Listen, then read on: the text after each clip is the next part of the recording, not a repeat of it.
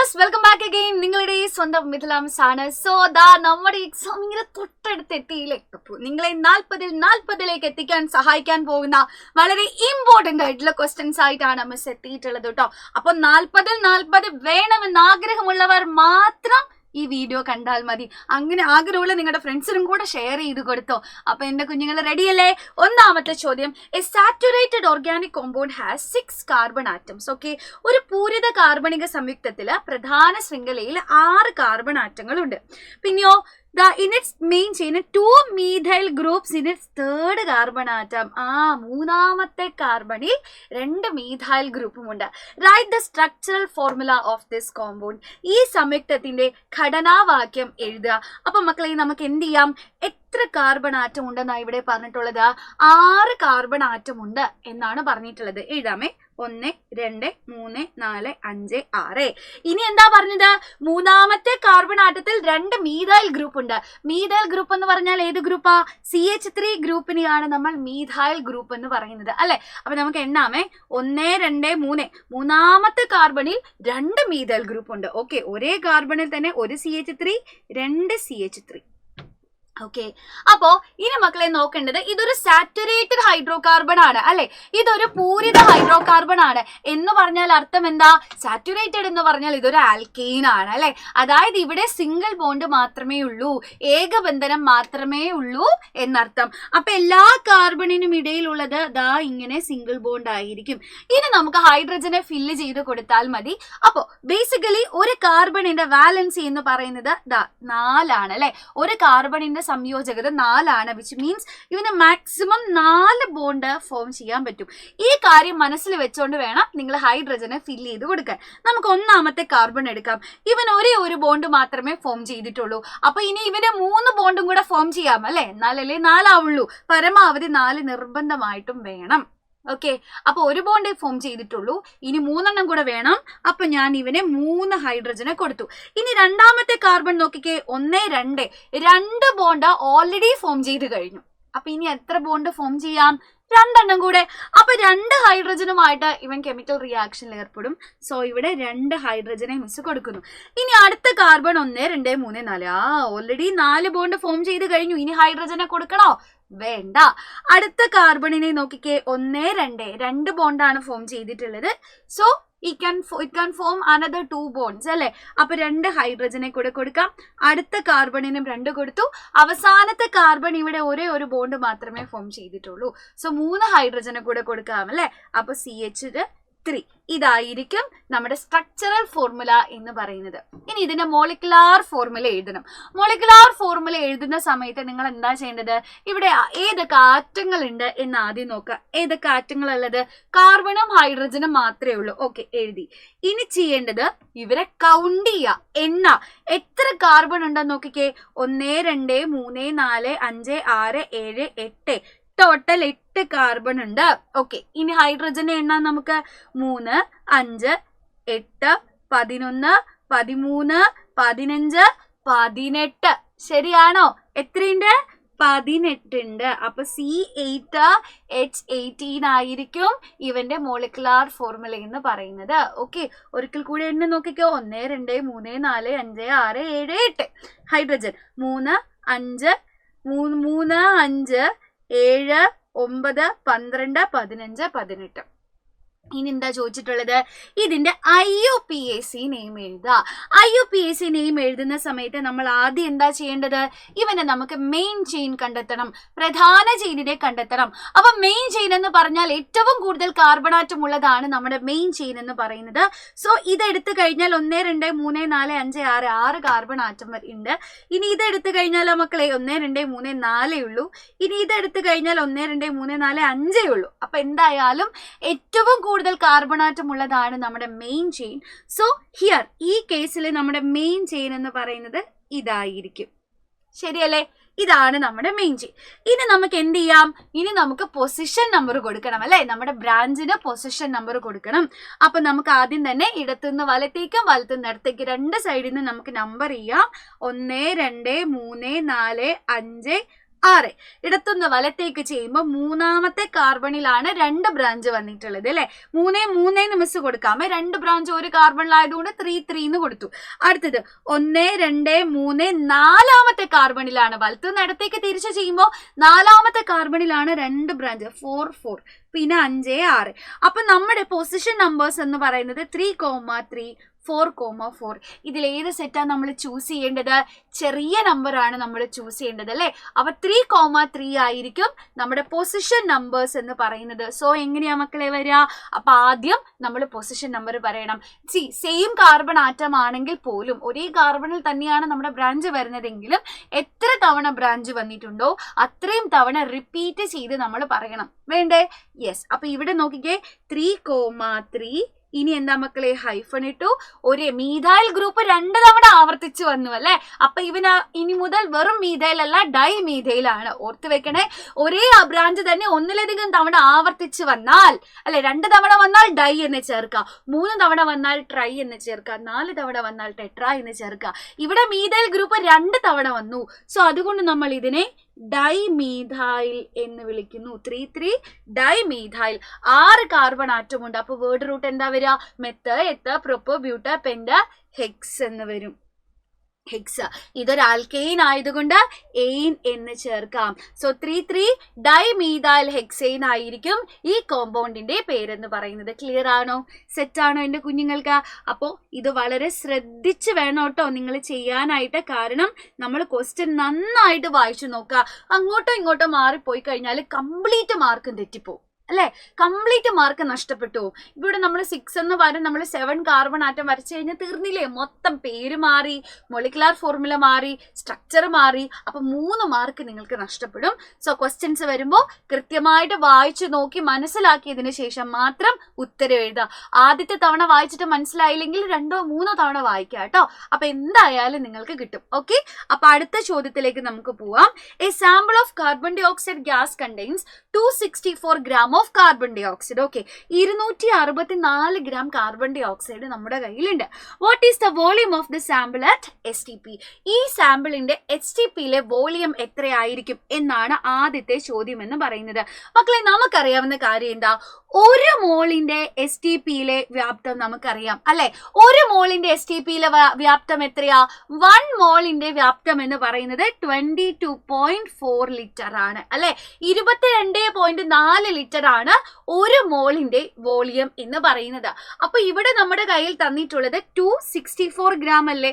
Yes. അപ്പൊ നമ്മൾ എന്താ ചെയ്യേണ്ടത്?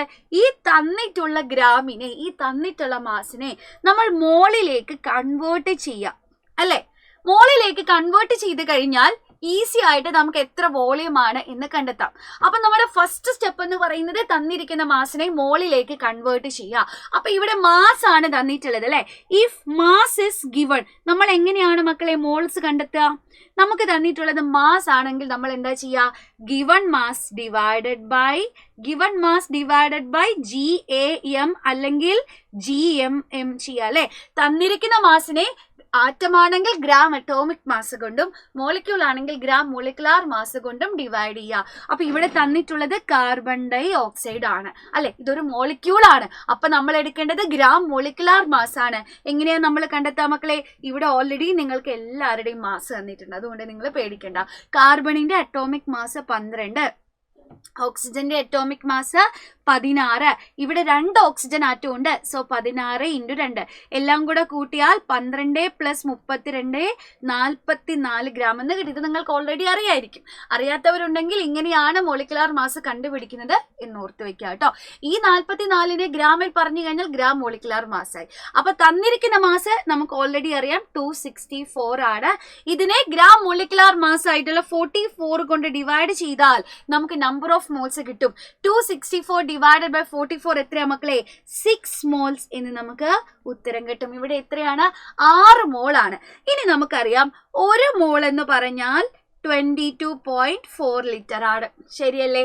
അപ്പൊ 6 മോളിന്റെ വ്യാപ്തം എത്രയായിരിക്കും? ഇപ്പുറത്ത് എഴുതാം ഞാനേ. ഓക്കെ, ഇപ്പുറത്തെ എഴുതാം. 1 മോളിന്റെ വ്യാപ്തം എന്ന് പറയുന്നത് 22.4 ലിറ്റർ ആണ് അല്ലെ. അങ്ങനെയാണെങ്കിൽ 6 മോളിന്റെ വ്യാപ്തം എത്രയായിരിക്കും മക്കളെ? നമ്മൾ എന്ത് ചെയ്താൽ മതി? 22.4 into 6 ചെയ്താൽ മതി. അപ്പൊ എത്രയാ വരിക? 22.4 into 6 ചെയ്ത് കഴിഞ്ഞാൽ എത്രയാ വരിക? നമുക്ക് നോക്കാം. നമുക്ക് 134.4 ലിറ്റർ എന്ന് കിട്ടും. സിമ്പിൾ അല്ലേ? അപ്പൊ തന്നിരിക്കുന്ന മാസിനെ മോളിലേക്ക് കൺവേർട്ട് ചെയ്തു. ഇനി 1 മോൾ എന്ന് പറഞ്ഞാൽ 22.4 ലിറ്റർ ആണ്. നമ്മുടെ കയ്യിൽ 6 മോൾ ഉണ്ട്. സോ 6 മോളിന്റെ വോളിയം കണ്ടെത്താൻ 6 into 22.4 ചെയ്താൽ മതി, വിച്ച് ഇസ് 134.4 ലിറ്റർ എന്ന് കിട്ടും. അപ്പൊ എ ക്വസ്റ്റ്യൻ നമ്മൾ ചെയ്തു. ഇനി how many grams of carbon should be burn to get this amount of carbon dioxide? എത്ര ഗ്രാം കാർബൺ കത്തിച്ചാലാണ് ഇത്രയും കാർബൺ ഡൈ ഓക്സൈഡ് കിട്ടുക എന്നാണ് നമ്മളോട് ചോദിച്ചിട്ടുള്ളത്. സോ ബേസിക്കലി നമ്മുടെ കയ്യിലുള്ളത് 6 മോള് കാർബൺ ഡൈ ഓക്സൈഡ് ആണ്, ശരിയല്ലേ? 1 മോള് കാർബൺ ഡൈ ഓക്സൈഡ് ഉണ്ടാവാൻ നമുക്ക് എത്ര കാർബൺ വേണം? എത്ര കാർബൺ വേണം? നിങ്ങൾ ആലോചിച്ച് നോക്കിക്കേ, എത്ര കാർബൺ വേണം? കാർബൺ ഡൈ ഓക്സൈഡ് എന്ന് പറഞ്ഞാൽ CO2 അല്ലെ. 12 ഗ്രാം കാർബണും 32 ഗ്രാം ഓക്സിജനും. അപ്പൊ 1 മോൾ കാർബൺ ഡൈ ഓക്സൈഡ് കിട്ടാൻ നമുക്ക് 12 ഗ്രാം കാർബൺ വേണം അല്ലെ. നമ്മുടെ കയ്യിലുള്ളത് 6 മോള് കാർബൺ ഡൈ ഓക്സൈഡാ. അപ്പൊ എത്ര കാർബൺ വേണ്ടി വരും? നമ്മുടെ കയ്യിലുള്ളത് 6 മോള് കാർബൺ ഡൈ ഓക്സൈഡാ. അപ്പൊ 1 മോളിന് 12 ഗ്രാം മതി. അപ്പൊ 6 മോളിന് എത്ര കാർബൺ വേണം മക്കളെ? 12 into 6 ചെയ്യാ. അപ്പൊ നമുക്ക് 72 ഗ്രാം കാർബൺ എന്ന് കിട്ടും കേട്ടോ. അപ്പൊ 1 മോളിന് 12 ഗ്രാം, അപ്പൊ 6 മോളിന് 12 into 6 ചെയ്തു. 72 ഗ്രാം കാർബൺ ആണ് നമുക്ക് വേണ്ടത്. എനിക്കറിയാം ഈ ചാപ്റ്ററിൽ നിങ്ങൾക്ക് ഏറ്റവും കൂടുതൽ ഡൗട്ട് വരുന്നതാണ് മോൾ കോൺസെപ്റ്റിലെ ക്വസ്റ്റ്യൻസ് എന്ന് പറയുന്നത്. അപ്പൊ ബാക്കി ക്വസ്റ്റ്യൻസ് ഒക്കെ നമുക്ക് ഇന്നത്തെ ലൈവില് ചെയ്യാം കേട്ടോ. 5 മണിയുടെ ലൈവില് നമ്മൾ ചെയ്യുന്നുണ്ടാവും. അടുത്തത്, in A galvanic cell copper acts as cathode and the reaction taking place anode. നോക്കിക്കേ, ഗാൽവനിക് സെല്ലിൽ കോപ്പർ കാഥോഡ് ആണ്. ആനോഡിൽ നടക്കുന്ന പ്രവർത്തനമാണ് തന്നിട്ടുള്ളത്. അലൂമിനിയം Al3++ 3 ഇലക്ട്രോൺ ആയിട്ട് മാറുന്നു. Which salt solution is to be taken along with aluminium electrode? മക്കളെ നമുക്കറിയാം അലൂമിനിയം ഇലക്ട്രോഡിന്റെ ഒപ്പം ഏത് ലെവണ ലൈന് വേണം എന്നാണ് ചോദിച്ചിട്ടുള്ളത് അല്ലെ. ഏത് മെറ്റലാണോ എടുക്കുന്നത് അതേ മെറ്റലിന്റെ സോൾട്ട് സൊല്യൂഷനും എടുക്കണം എന്നാണ് നമ്മൾ പഠിച്ചിട്ടുള്ളത്. അപ്പൊ അലൂമിനിയത്തെ കോപ്പർ സൾഫേറ്റിലേക്ക് ഇറക്കി വെക്കാൻ പറ്റുമോ? പറ്റില്ല. അലൂമിനിയത്തെ അലൂമിനിയത്തിന്റെ തന്നെ സോൾട്ട് സൊല്യൂഷൻ, അതായത് അലൂമിനിയം സൾഫേറ്റ് നമുക്ക് എടുക്കാം. അപ്പൊ ഇവിടെ എടുക്കേണ്ടത് Al2SO4 thrice അല്ലെങ്കിൽ അലൂമിനിയം സൾഫേറ്റ് എന്ന് എഴുതിയാലും മതി, ഒരു പ്രശ്നവും ഇല്ല. ഇനി if magnesium rod is used instead of copper write the direction of flow of electron. കോപ്പറിന് പകരം മഗ്നീഷ്യം ആണെങ്കിൽ ഇലക്ട്രോൺ പ്രവാഹത്തിന്റെ ദിശ എഴുതാം. അപ്പൊ നമുക്കറിയാം ഒരു ഗാൽവനിക് സെൽ എടുത്താൽ റിയാക്ടിവിറ്റി കൂടിയ ആള് നമ്മുടെ ആനോഡ്, ശരിയല്ലേ? റിയാക്ടിവിറ്റി കുറഞ്ഞ, ക്രിയാശീലം കുറഞ്ഞ ആള് നമ്മുടെ കാഥോഡ്. അപ്പൊ ആദ്യം നമ്മൾ ഉണ്ടാക്കിയ ഗാൽവനിക് സെൽ എന്ന് പറയുന്നത് അലൂമിനിയം കോപ്പർ ഗാൽവനിക് സെല്ലായിരുന്നു. ഇവിടെ അലൂമിനിയത്തിന്റെ റിയാക്ടിവിറ്റി എന്ന് പറയുന്നത് കോപ്പറിനെക്കാട്ടിലും കൂടുതലായിരുന്നു. അതുകൊണ്ട് നമ്മുടെ ആനോഡ് അലൂമിനിയം ആയിരുന്നു, കാഥോഡ് എന്ന് പറയുന്നത് കോപ്പർ ആയിരുന്നു, ശരിയല്ലേ? യെസ്. ഇനി ഇലക്ട്രോൺ ഒഴുകുന്നത് എങ്ങോട്ടാ? ഫ്ലോ ഓഫ് ഇലക്ട്രോൺ എന്ന് പറയുന്നത് എപ്പോഴും എങ്ങോട്ടാ? എപ്പോഴും ഇലക്ട്രോൺസ് ഒഴുകുന്നത് ആനോഡിൽ നിന്ന് കാഥോഡിലേക്കായിരിക്കും. അത് ഓർത്ത് വെക്കണം കേട്ടോ. ആനോഡിൽ നിന്ന് കാഥോഡിലേക്കാണ് ഇലക്ട്രോൺ പോകുന്നത്.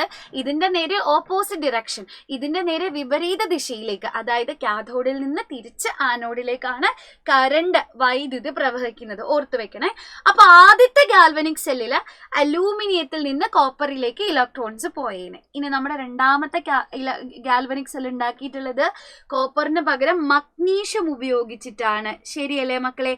അപ്പോ നമ്മുടെ കയ്യിലുള്ളത് അലൂമിനിയം ആൻഡ് മഗ്നീഷ്യം ഗാൽവനിക് സെല്ലാണ്. അപ്പൊ ഇവിടെ ആർക്കാണ് റിയാക്ടിവിറ്റി കൂടുതൽ? മഗ്നീഷ്യം അലൂമിനിയം കമ്പയർ ചെയ്യുമ്പോൾ മഗ്നീഷ്യത്തിന്റെ റിയാക്ടിവിറ്റി എന്ന് പറയുന്നത് അലൂമിനിയത്തെക്കാട്ടിലും കൂടുതലാണ് അല്ലേ? യെസ്. അപ്പോ നോക്കിക്കേ, അപ്പൊ നമുക്കറിയാം ഇവിടെ റിയാക്ടിവിറ്റി കൂടിയ മഗ്നീഷ്യമാണ് നമ്മുടെ ആനോഡ്, റിയാക്ടിവിറ്റി കുറഞ്ഞ അലൂമിനിയം ആയിരിക്കും ഇവിടെ നമ്മുടെ കാഥോഡ് എന്ന് പറയുന്നത് അല്ലെ.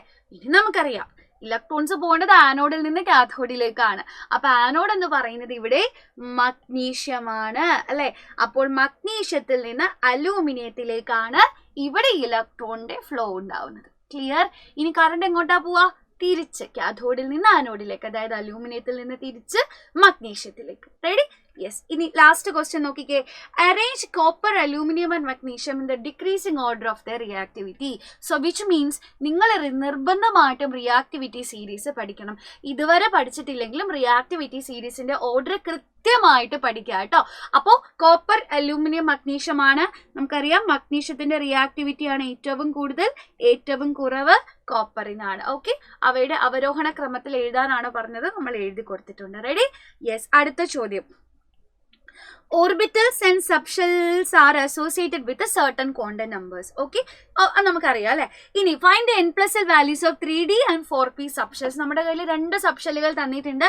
അതിന്റെ n+l വാല്യൂ കണ്ടെത്താനാണ് നമ്മളോട് പറഞ്ഞിട്ടുള്ളത്. 3Dയും ഉണ്ട് 4pയും ഉണ്ട്. നമുക്ക് സിമ്പിൾ ആയിട്ട് കണ്ടെത്തി കളയാം. ഓക്കെ, അപ്പൊ n+l വാല്യൂ എങ്ങനെയാണ് മക്കളെ നമ്മൾ കണ്ടെത്തുക? n+l വാല്യൂ കണ്ടെത്തണമെന്നുണ്ടെങ്കിൽ, കാണുന്നില്ലേ, n+l വാല്യൂ കണ്ടെത്തണമെന്നുണ്ടെങ്കിൽ നമുക്ക് അവിടെ പ്രിൻസിപ്പൽ ക്വാണ്ടം നമ്പറിന്റെയും അസിമുതൽ ക്വാണ്ടം നമ്പറിന്റെയും വാല്യൂ കിട്ടണം. ശരിയല്ലേ? അപ്പൊ 3D എന്ന് പറയുമ്പോൾ മൂന്നാമത്തെ ഷെല്ലിലെ D സബ്ഷെല്ലാണ്. കറക്റ്റ് അല്ലേ? അപ്പോൾ പ്രിൻസിപ്പൽ ക്വാണ്ടം നമ്പർ പറഞ്ഞു തരുന്നത് ഏത് ഷെല്ലിലാണ് ഇലക്ട്രോൺ ഇരിക്കുന്നത്. അസിമുതൽ ക്വാണ്ടം നമ്പറിന്റെ വാല്യൂ നിശ്ചയിക്കുന്നത് ആരാണ്? സബ്ഷെല്ലാണ്. അപ്പൊ ഇവിടെ 3D എന്ന് പറയുമ്പോൾ എഗെയിൻ ഞാൻ പറയുന്നു മൂന്നാമത്തെ ഷെല്ലിലെ D സബ്ഷെല്ലാണ്. അപ്പോൾ പ്രിൻസിപ്പൽ ക്വാണ്ടം നമ്പറിന്റെ വാല്യൂ 3 ആണ്. അസിമുതൽ ക്വാണ്ടം നമ്പറിന്റെ വാല്യൂ എത്രയാ വരിക? സബ്ഷെല്ലിന്റെ വാല്യൂ ആണ് അസിമുതൽ ക്വാണ്ടം നമ്പറിന്റെ വാല്യൂ തരുന്നത് എന്ന കാര്യം ഓർത്തിരിക്കാൻ മറക്കരുത്.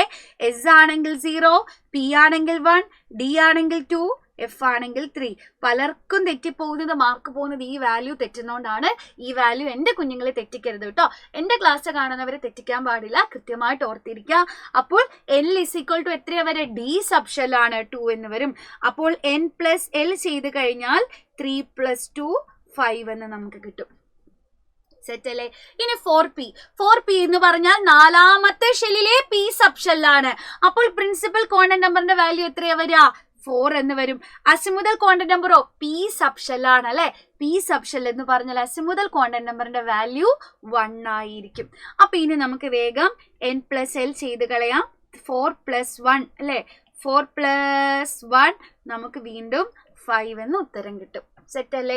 യെസ്. ഇനി എന്താ മക്കളെ, അവയിൽ ആർക്കാണ് കൂടുതൽ ഊർജ്ജമുള്ളത്? നിങ്ങളുടെ ഉത്തരം ന്യായീകരിക്കുക, സാധൂകരിക്കുക അല്ലെ. Which of dum has more energy? ആർക്കാണ്? നമുക്കറിയാം 2 സബ്ഷെല്ലുകൾക്ക് ഒരേ n+l വാല്യൂ വന്നു കഴിഞ്ഞാൽ നമ്മൾ ഇങ്ങനെ എനർജി കണ്ടെത്തി. എന്തിനാ n+l കണ്ടെത്തുന്നത്? n+l വാല്യൂ എന്ന് പറഞ്ഞാൽ സബ്ഷെല്ലുകളുടെ എനർജി കണ്ടെത്താൻ സഹായിക്കുന്ന ആളാണ് അല്ലെ. ആർക്കാണോ n+l വാല്യൂ കുറവ് അയാൾക്ക് എനർജി കുറവ്, ആർക്കാണോ n+l വാല്യൂ കൂടുതൽ അയാൾക്ക് എനർജി കൂടുതൽ. എന്നാൽ 2 സബ്ഷെല്ലുകളുടെ n+l വാല്യൂ ഒരുപോലെ വന്നാൽ നമ്മൾ എന്താ ചെയ്യേണ്ടത്? നമ്മൾ പ്രിൻസിപ്പൽ ക്വാണ്ടം നമ്പറിലേക്ക് നോക്കുക അല്ലെ. ആർക്കാണോ ചെറിയ പ്രിൻസിപ്പൽ ക്വാണ്ടം നമ്പർ ഉള്ളത് അയാൾക്ക് എനർജി കുറവ്, ആർക്കാണോ വലിയ പ്രിൻസിപ്പൽ ക്വാണ്ടം നമ്പർ ഉള്ളത് അയാൾക്ക് എനർജി കൂടുതൽ. അപ്പൊ ഇവിടെ മോർ എനർജി ഉള്ളത് ആർക്കായിരിക്കും? 3Dയുടെ പ്രിൻസിപ്പൽ ക്വാണ്ടം നമ്പർ 3, 4pയുടെ 4. ആരുടെ പ്രിൻസിപ്പൽ ക്വാണ്ടം നമ്പറിന്റെ വാല്യൂ കൂടുതലാണോ, ആരുടെ n വാല്യൂ കൂടുതലാണോ അയാൾക്കാണ് കൂടുതൽ എനർജി. ഇവിടെ 4pയുടെ n വാല്യൂ ആണ് കൂടുതൽ. സോ 4pക്കായിരിക്കും എനർജി കൂടുതൽ എന്ന് പറയുന്നത് കേട്ടോ. അപ്പൊ ഉത്തരം ന്യായീകരിച്ചു കൊടുത്തോളാം. പ്രിൻസിപ്പൽ ക്വാണ്ടം നമ്പറിന്റെ വില കൂടിയ ആൾക്ക്, മൂല്യം കൂടിയ ആൾക്ക് ഊർജം കൂടുതലായിരിക്കും. അതുകൊണ്ട് 4pക്കാണ് ഇവിടെ എനർജി കൂടുതൽ എന്ന് എഴുതി കൊടുക്കുക. റെഡി?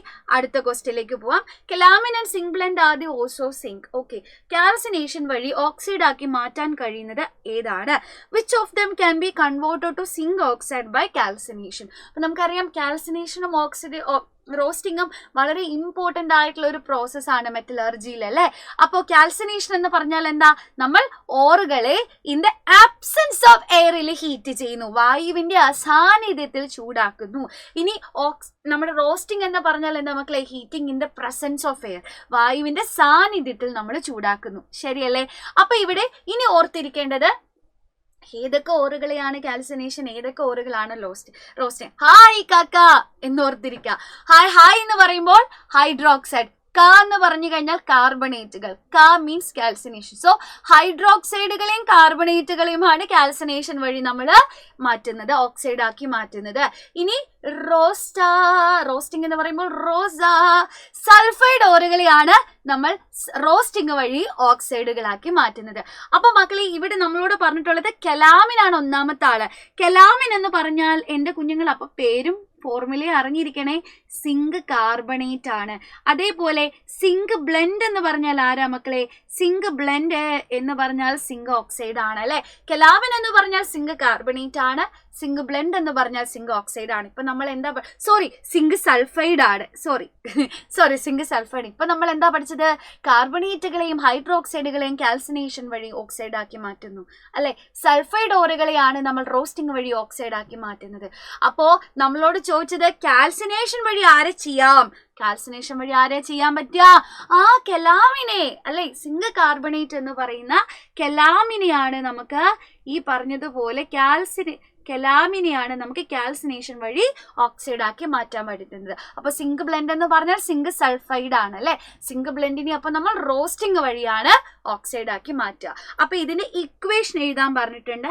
നമ്മൾ സിങ്ക് കാർബണേറ്റിനെയും നമ്മൾ ഹീറ്റ് ചെയ്യുന്നു. In the absence of air ആണ്, വായുവിന്റെ അസാന്നിധ്യത്തിലാണ് നമ്മൾ ചൂടാക്കുന്നത്. അപ്പോൾ എന്താ സംഭവിക്കുക? അത് സിങ്ക് ഓക്സൈഡും കാർബൺ ഡൈ ഓക്സൈഡുമായിട്ട് മാറുന്നു. ഇതാണ് നമ്മുടെ കാൽസിനേഷന്റെ പ്രോസസ്സ് എന്ന് പറയുന്നത്. ക്ലിയർ ആണോ? അപ്പൊ ഇതുപോലെ ഇനി ഒരുപാട് ചോദ്യങ്ങൾ നമുക്കിന്ന് ഡിസ്കസ് ചെയ്യാനുണ്ട്. സോ ഇന്ന് വൈകിട്ട് കൃത്യം 5 മണിക്ക് നമ്മുടെ മെഗാ മാരത്തോൺ നമ്മൾ കെമിസ്ട്രിയുടെ സ്റ്റാർട്ട് ചെയ്യും. കെമിസ്ട്രിയും ഫിസിക്സും പഠിക്കാനുണ്ട്. അപ്പൊ അതുകൊണ്ട് കൃത്യം 5 മണിയാകുമ്പോൾ എന്റെ കുഞ്ഞുങ്ങൾ എല്ലാവരും വരാം. സോ എല്ലാവർക്കും ഓൾ ദ ബെസ്റ്റ് കേട്ടോ. അപ്പൊ നമ്മളെ കൂടെ തന്നെയുണ്ട്, ഒന്നും കൊണ്ട് പേടിക്കേണ്ട. എന്ത് ഡൗട്ട് ഉണ്ടെങ്കിലും ഇന്നത്തെ ലൈവിൽ നമ്മൾ സെറ്റ് ആക്കും. സോ മക്കളെ എല്ലാവർക്കും all the best.